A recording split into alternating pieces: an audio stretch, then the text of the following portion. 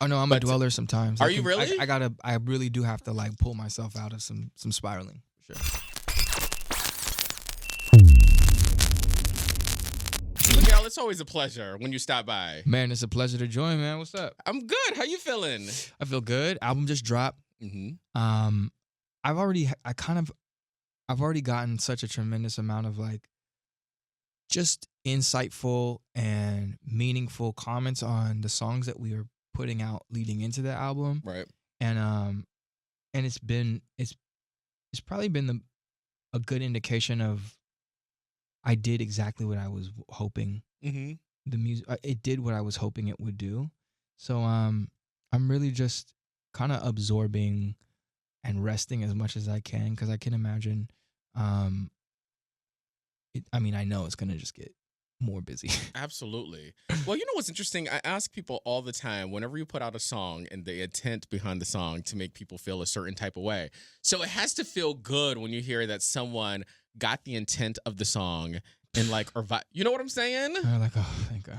Right. Because I feel like songs have energy, if that makes sense. No, this album is real considered, and I feel I'm going in a different direction that probably speaks to like wanting to have a deeper conversation with my audience and like a deeper connection. Mm-hmm.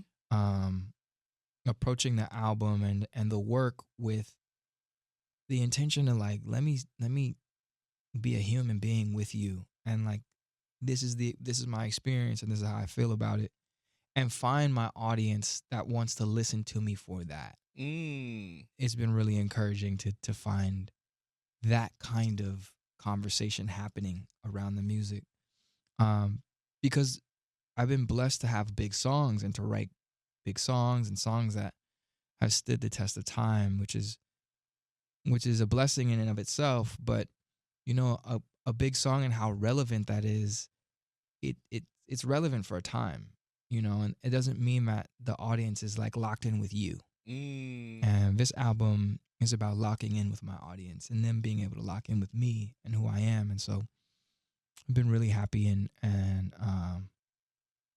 just like grateful for that happening in front of me, you know. How do you come to that conclusion though? Like, how do you say to yourself, we need to switch it up and I need to really focus in on locking in on the people that's listening?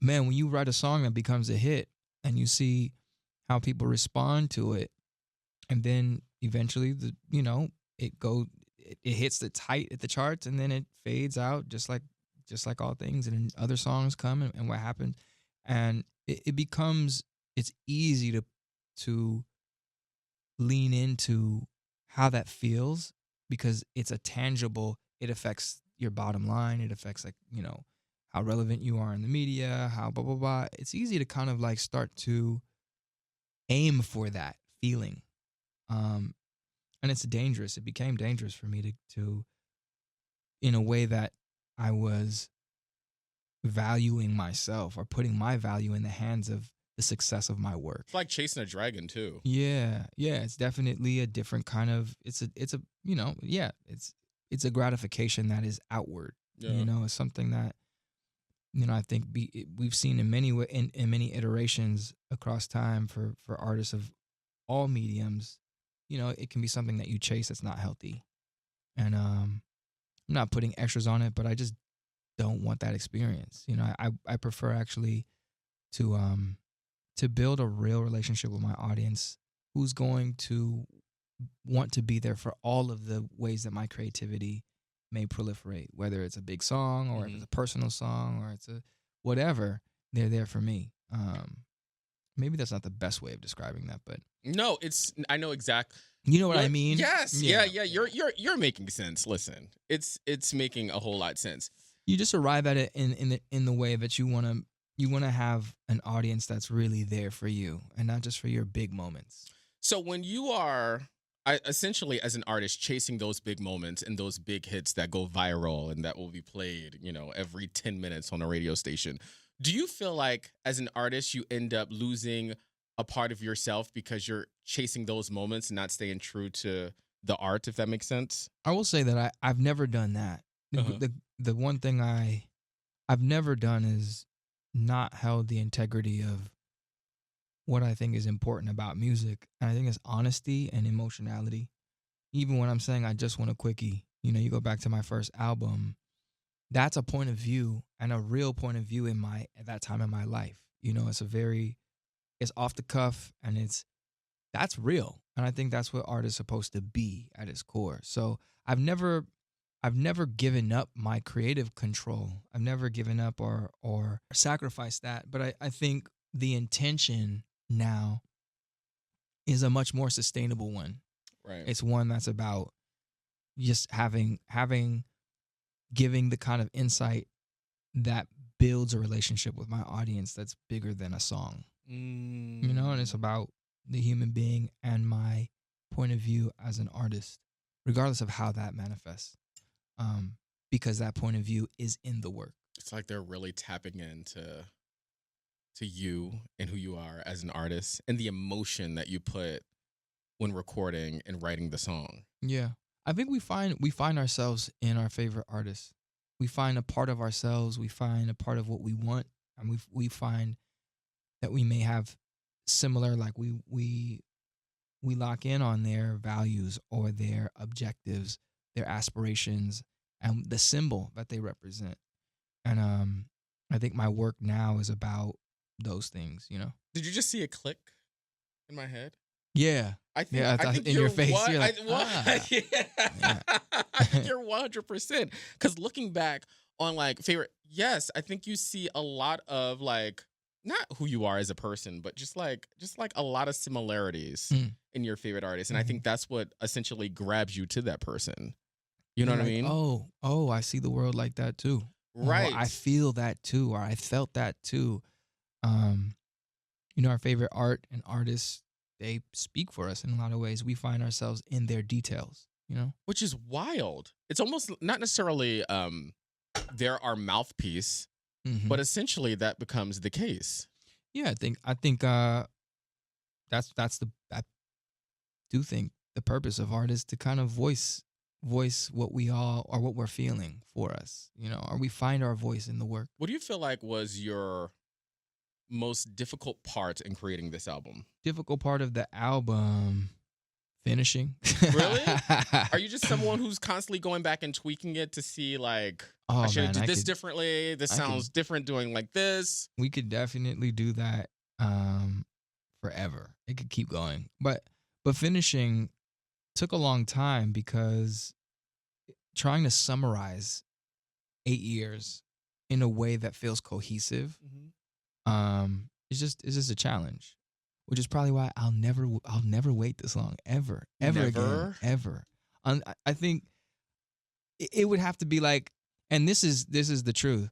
I really was considering like, all right, I think I can just like not do this anymore. I think the part of making music is my favorite, and it took a long time to find that again, just to create the love of it without any expectation or anticipation of what it could mean in the reward of attention or relevance or what have you. This is real. This is like some real. To just get back to like enjoying it, it took some time to do that, and I didn't want to risk that. And I was like, you know what? Actually, I'm pretty lucky. Like I've got songs that are gonna live, a long Forever, time, right. and got my mom her place. Like I'm okay. Like I've learned how to invest. Like it was a little bit of a, the argument of like, no, actually I could find something good. else. Right, Yeah, exactly. I'll be okay. Yeah. Like I will be okay. Right. I can figure this out now. But Plus, I also feel like you have your plate full right now. oh yeah, The baby. for sure. Are you still doing your because I remember last time we talked on Zoom, you were talking about how you wanted to do sustainable clothes. Yeah. Have you been working on that? S1C is still like alive and well. Yeah. S1C still going. Schedule 1 is evolved into an incubator. And a platform for left of center, Black, Brown, Latino creators, and like helping them develop their ideas and nurture their talent in order to really thrive and build financial and creative freedom in tandem, in parallel, as opposed to one in sacrifice of the other.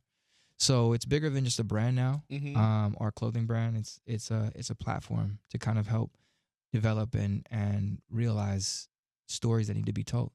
Was that important for you to make sure people get their stories out and to essentially cultivate this for folks? That's why, I mean, coming back has very much been the sustainable part of coming back now is really, it revolves around that. That Mm-hmm. is not about, it's sort of a couple different phases. Like, one, building my relationship with my audience, an audience that really is there for me Mm-hmm. as an artist, not for a hit song, for a record.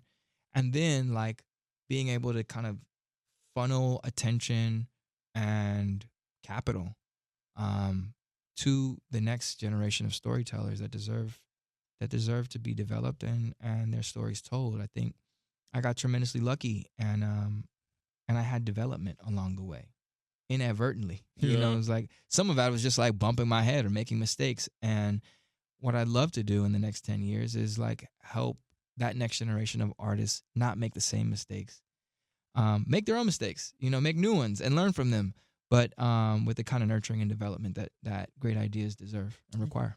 You know what I think is really interesting? The fact that you are willing, because I feel like you hear a lot of stories where, it's like, I got mine. Now it's time, you got to get yours on your own. But the fact that you are willing to like reach your arm back to help pull somebody up the ladder so they can have their art be told or art be seen. You know what I'm saying? That's important for you. Look, I'm not virtue signaling or anything. I was just saying this. I'm like, it's that I don't know that I find enough value in it any other way. Like, I'm not motivated any other way. So like, that's exciting to me. I could wake up and be like, no, we actually like, Right. this story needs to be told. Like, I love this artist. I love this director. I love this story, this script, this whatever. And I can get behind it. That's exciting to me. It's like, oh, it's I get to do my thing already. And that especially with with it being about building that relationship with my audience is rewarding enough for me there. But I think there's just more there. There's more. Yeah. There's more that I can do and that I want to do, and that's exciting to me. That's the most important part. Do me a favor and tell me about Rip. Ooh, Rip is about when, man, look, there's a lot. Everybody's dealing with so much pressure. Yes. And I'm just another human being having a human experience. And it gets heavy sometimes, and sometimes you just got to be like, and let it rip, and just like go, do what you got to do, and have a time. I think that's human. That's absolutely human. human. I am the king of, you know what? You got to degaff sometimes. You just got to like, whatever happens, let go, let God. You know what I'm saying? That's right. Let go, let God. That's just out of my hands. That's a much better, just like some summarizing of the song. Rip. Yeah. Let go, let God. Let go, let God. It's out of my hands. The one thing that I feel like I have really come to grips with, and it's just so freeing. Right. Just not focusing my attention on things that I have zero control over. Hard to do. It really is. It's hard to do. But I don't know why. Mm-hmm. Why do you feel like it's so hard to do that? For me, it's probably, fear. Ultimately, not to see everything as I'm like fear. It's fear. Fear why? I don't know. Fear of not being in control. Right. Fear of the uncertainty. I don't know. For me, it's probably just wanting to feel safe. Mm-hmm. I think safety has a lot to do with it. But also trusting your a lot. What helps, I should say, is just trusting and believing, which is something everyone has, I think, I find in their own way. I feel like a lot of times people just don't want to trust the process. They don't. They want it now. But a lot of people don't trust the process and the work that they've been putting in towards what they want now.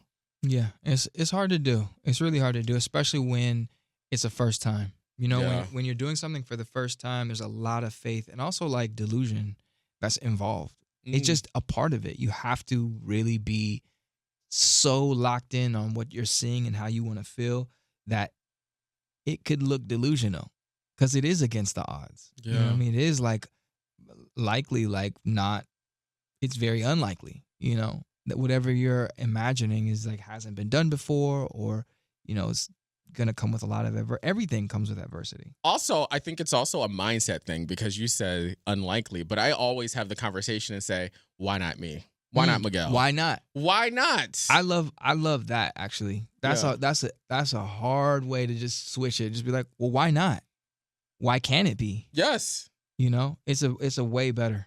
Even though you are the first person that's doing it, you know what I'm saying? There are a lot of firsts out here in the world. Right. That's right. Why couldn't it be me? I've been putting into work. I've been grinding. This is my thing. That's the part I think that really helps combat any of the chatter, any of the, what is that, intrusive thoughts. Yeah. Doing the work, you build confidence within. You know what I mean? It's like you start to be like, nah, but I've been doing the work though. Yes. Like I've been in the trenches. I've been in the gym. I've been doing the thing. Then no one can tell you anything. I think that's one of the things that's important to me. When I do get, not even when I do get, I think it's a reminder. It's like you have to become your own hero. Whatever that is, whatever that like represents to you, like who is the hero version of you? What do they do and how do they act? How do they believe? And like, what does it take to be there and doing those things? It takes a lot of the apprehension and the what is that like? Yeah, the apprehension and the worry. You know, the worry of everything is like can be completely mitigated by action. Also, the making mistakes. I think that has a lot to do with, you know what I'm saying? The making mistakes, that's what builds the confidence to like go about your day and to know that, you know what, I can do this. Because I've made this mistake before. So I know not to go this route. I know not to do this. You know what I mean? And also making mistakes and knowing that you can handle them. Yeah. Is a really dope, like, oh, okay, like it's gonna happen. Something's gonna go wrong. Something's gonna, you know, not show up or fail, whatever. And knowing that you can pivot and continue, I think is also in and of itself like a super reinforcing and like, you know, it's really it really helps. I think the trick is not to live in that mistake either, because I think a lot of times we have the ability to dwell on like what we did wrong.